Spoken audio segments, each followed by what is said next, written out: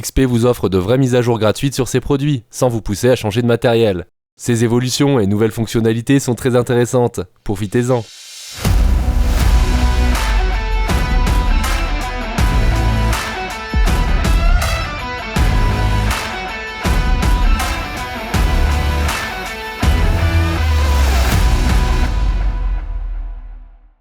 Cette nouvelle version apporte de nombreuses nouveautés très intéressantes. Elle permet d'adapter encore davantage votre détecteur à vos préférences et à vos façons de détecter.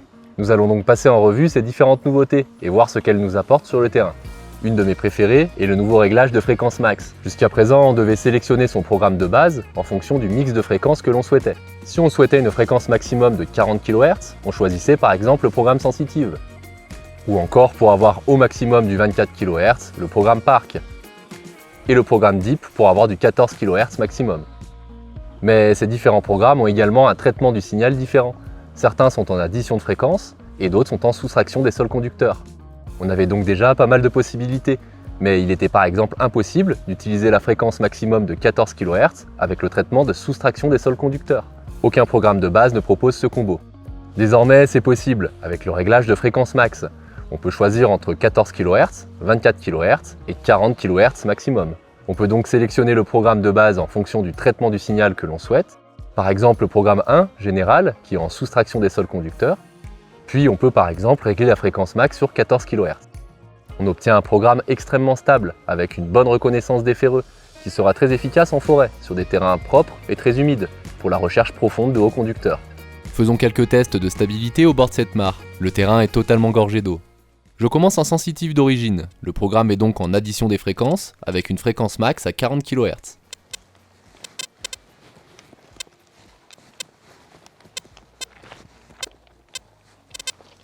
Je vais maintenant baisser la fréquence max à 14 kHz.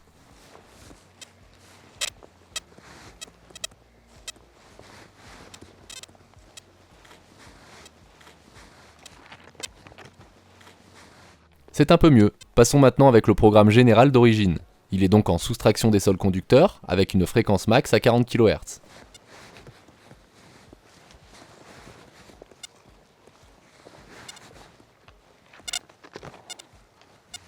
L'appareil est beaucoup plus stable. Même si quelques pics d'instabilité subsistent, il est parfaitement utilisable. Essayons de baisser la fréquence max à 14 kHz.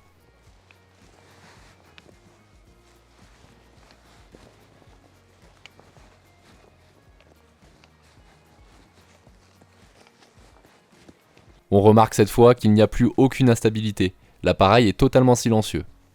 Un autre bel avantage de la soustraction des sols conducteurs et de la fréquence max de 14 kHz est qu'on obtient un programme moins sensible aux petits aluminiums, ce qui permet de détecter de bonnes cibles à travers ceux-ci.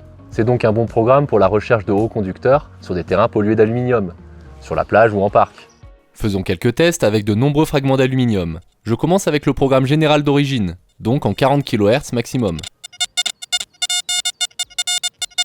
On entend parfaitement les aluminiums. Baissons la fréquence max à 14 kHz. On peut voir que l'aluminium est fortement atténué. Essayons d'ajouter une petite cible faiblement conductrice, avec un TID aux alentours des 40. On arrive à avoir la cible. Essayons maintenant avec une cible enterrée plus conductrice. Elle sonne aux alentours des 77. Je commence en programme général d'origine.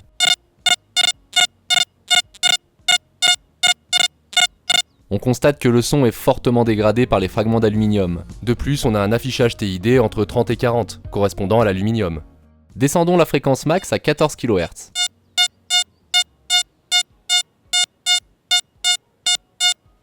On a parfaitement la cible avec un indice à 75, ce qui montre le gros avantage que procure la fréquence max de 14 kHz sur les terrains pollués d'aluminium.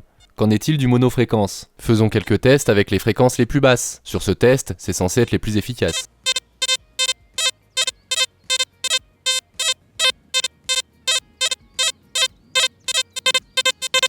On constate qu'aucune fréquence permet d'avoir la cible sans les aluminiums, ce qui montre l'efficacité du traitement de soustraction des sols conducteurs que l'on retrouve sur le programme multifréquence général. Grâce au réglage de fréquence max, on peut donc entièrement optimiser le Deus2 au terrain et à la recherche que l'on souhaite. En diminuant la fréquence max, on gagne en stabilité et les ferreux sont plus faciles à reconnaître. En contrepartie, les cibles peu conductrices, avec un TID entre 25 et 50, seront légèrement atténuées. Les bonnes cibles très proches de ferreux ou dans un sol minéralisé seront également plus compliquées à avoir. L'autre avantage d'utiliser une fréquence maximum basse, c'est que l'appareil se concentre sur un spectre multifréquence bas. On aura donc un petit gain en performance pour la recherche de hauts conducteurs profonds sur des terrains propres et non minéralisés. Faisons quelques tests pour illustrer mes propos. Commençons avec l'influence du réglage de fréquence max sur la reconnaissance d'un gros ferreux. Je commence en programme sensitive, avec une fréquence max à 40 kHz.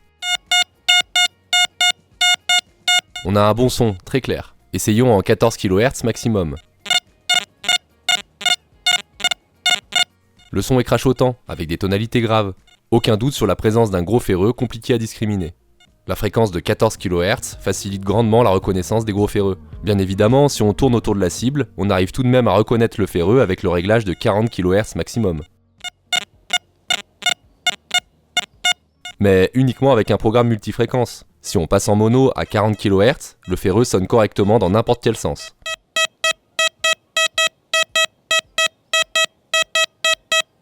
C'est dû au fait que lorsqu'on utilise un programme multifréquence, avec 40 kHz maximum, on utilise également des fréquences bien plus basses. Contrairement au mono, qui lui utilise uniquement la fréquence de 40 kHz. Cette fréquence rend beaucoup plus compliquée la reconnaissance des gros ferreux. Essayons maintenant sur une petite cible faiblement conductrice, avec un TID de 35, en limite de détection.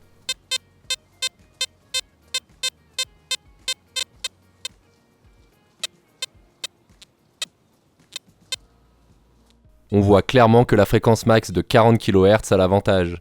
Et dans un sol fortement minéralisé, les résultats seraient encore plus flagrants. Faisons un dernier test concernant le réglage de fréquence max. Cette fois-ci sur une cible fortement conductrice, en limite de détection. Je commence avec le programme général d'origine. Je descends maintenant la fréquence max à 14 kHz.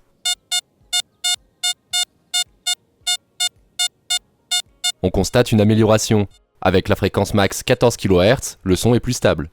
Faisons maintenant le même test sur le programme mono à réglage équivalent en 14 kHz.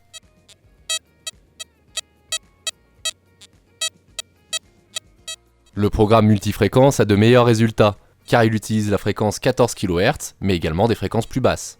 Pour résumer, on utilise une fréquence maximum basse pour les cibles plutôt conductrices sur terrain propre. A l'inverse, avec une fréquence max haute, l'appareil sera très efficace sur terrain pollué ou minéralisé, et ce, même sur de toutes petites cibles faiblement conductrices.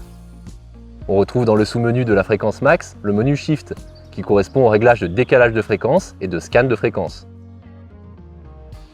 Un autre réglage qui a été amélioré, c'est le silencieux. Il est désormais plus efficace et étagé. Il est réglable de 0 à 7. Avec un réglage aux alentours de 2 ou 3, on élimine davantage les ferreux qui ont un TID haut et qui donnent des craquements aigus. Si le réglage du silencieux à 3 n'est pas suffisant, et que vous souhaitez éliminer davantage certains ferreux spécifiques, vous pouvez également utiliser le filtre BCAPS, ou encore augmenter davantage le silencieux. Une autre solution pourrait être de baisser la fréquence max, pour avoir une meilleure analyse des ferreux. Et enfin, dans le cas où certains petits ferreux sonnent correctement avec un TID bas, vous pouvez également augmenter la discrimination. Faisons un petit test pour montrer le gain de performance qu'apporte le silencieux en version 1 par rapport à la version 0.71.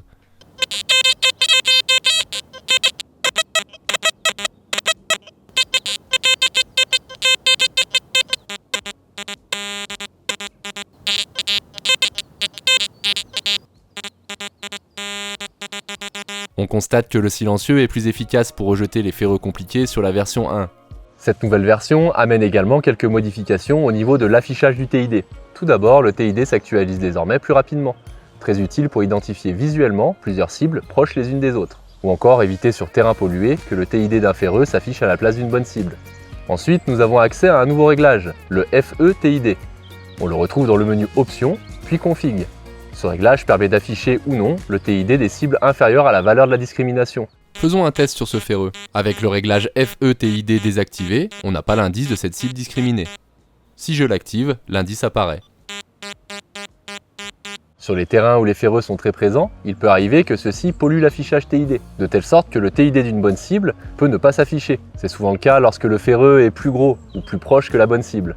Grâce au réglage FE-TID, on peut facilement faire en sorte que ces ferreux ne s'affichent plus, même si le réglage du volume fer est activé, et donc laisser place uniquement au TID des bonnes cibles. XP laisse tout de même le choix à l'utilisateur de pouvoir afficher le TID des cibles discriminées, ce qui peut dans certains cas être utile. Pour cette démonstration, je dispose d'une bonne cible, une pièce de 2 €, et un peu plus haut, un clou, qui sera donc plus proche du disque. Bien évidemment, on entend les deux sons. Par contre, l'affichage TID du ferreux prend le dessus. Le même test avec le réglage FE-TID désactivé. On a uniquement le TID de la bonne cible. La tonalité full tone a également son lot de nouveautés. Désormais, le sol est audible en full tone, comme avec une discrimination à -6,4 sur les versions précédentes. Il est possible de régler le volume de celui-ci, ainsi que des cibles discriminées, en utilisant le volume fer. Si vous souhaitez supprimer les ferreux et le sol, baissez le volume fer à 0 et réglez votre discrimination de sorte à rejeter les ferreux. Si par contre vous souhaitez supprimer uniquement les sons dus au sol, réglez la discrimination à 0 et baissez le volume fer à 0. Vous pouvez également utiliser le nouveau réglage de volume des tons pour ajuster le volume des différentes plages de conductivité. On verra ça par la suite. A l'inverse, vous pouvez augmenter le volume fer à 10 pour que les cibles discriminées et le sol sonnent aussi fort que les autres cibles. Le fait de pouvoir entendre le sol peut être très utile pour certaines recherches spécifiques. Ça permet d'entendre certaines météorites, les céramiques ou encore les variations de minéralisation. Regardons sur le terrain. Ce morceau de terre cuite imite un sol minéralisé. Comme prévu, on l'entend. Je viens de descendre la discrimination à 0 et le volume fer à 0. On remarque qu'on n'entend plus le sol, mais on continue à entendre les ferreux. Lorsqu'on utilise la tonalité full tone, il y a également un nouveau réglage qui apparaît dans le menu expert de la discrimination, le offset full tone. Auparavant, il était difficile d'identifier une cible qui sonne juste au-dessus de la valeur de discrimination. Une bonne cible qui a un TID tiré vers le bas, à cause d'un sol très minéralisé par exemple. Sa tonalité était donc très grave, on pouvait facilement confondre cette bonne cible avec un ferreux. Grâce au nouveau réglage offset full tone, on n'a plus ce problème. Celui-ci crée un décalage de la fréquence audio qui permet de mieux différencier les ferreux des bonnes cibles qui ont un TID juste au-dessus du seuil de discrimination. Avec un réglage à 0, celui-ci est désactivé. C'est l'équivalent du full tone dans les versions précédentes. J'ai positionné un ferreux et un faible conducteur sous ce sachet de terre fortement minéralisé. Il a donc un TID très bas. Le réglage offset full tone est à 0.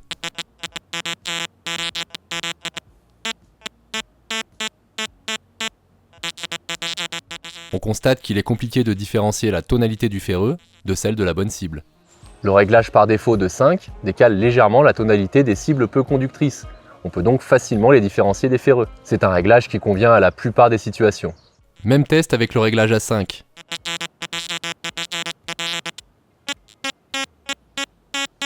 On arrive beaucoup plus facilement à différencier les deux cibles. Si vous avez encore du mal à différencier les bas conducteurs, un réglage à 10 permettra d'accentuer davantage le décalage.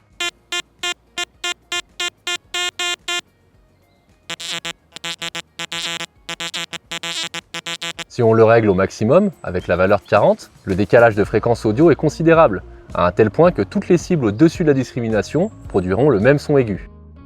En full tone, on remarquera également un son plus stable sur les hauts conducteurs profonds. Faisons un test. Je commence avec la télécommande en version 0.71.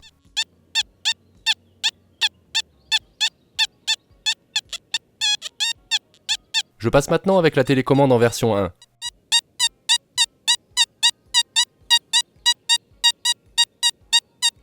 On voit bien la différence. Le son sur la version 1 est beaucoup plus stable que sur la version 0.71. Parlons maintenant du volume des plages. C'est le menu expert du réglage ton. Grâce à ce réglage, vous pouvez assigner un volume spécifique en fonction de différentes plages de conductivité. Ce qui permet de privilégier certaines plages de conductivité ou à l'inverse d'en atténuer d'autres. Vous avez accès à 5 plages de conductivité totalement paramétrables. Il est possible de régler le volume sur 10 niveaux. Et bien évidemment, chacune de ces plages. Ça peut être très utile dans certains cas. Si par exemple vous cherchez principalement des petits bijoux en or, vous pouvez augmenter le volume de la plage de conductivité 30-50. De cette manière, les cibles qui se trouvent dans cette plage sonneront plus fort que les autres.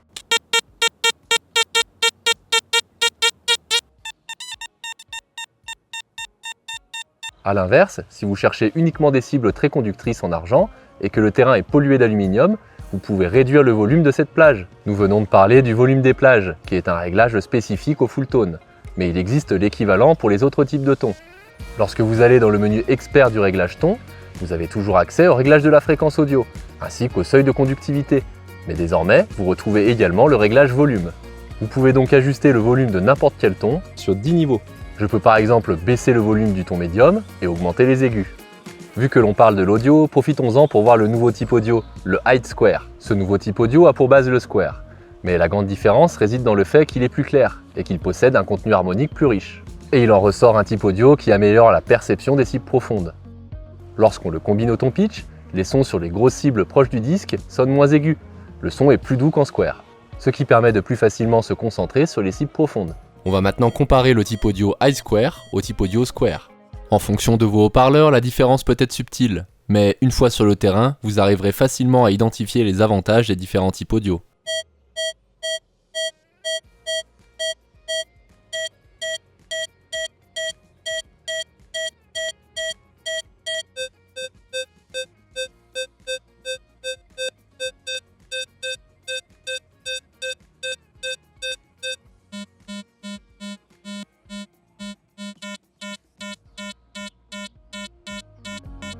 Une très bonne alternative pour ceux qui apprécient le square, mais qui souhaitent un type audio plus informatif et riche, d'autant plus si vous cherchez principalement des cibles profondes. Dans le menu Options, puis Audio, on retrouve également un nouveau réglage, le filtre audio. Il peut être réglé de 0 à 5. Ce réglage permet en quelque sorte de nettoyer l'audio. Certaines cibles profondes en limite de détection donnent quelquefois un son un peu crachotant. Ce filtre permet de lisser ces crachotements et rend donc le son beaucoup plus doux, ce qui permet de mieux le percevoir. On pourra donc dans certaines situations gagner quelques centimètres de performance. Testons le réglage filtre audio sur une cible profonde.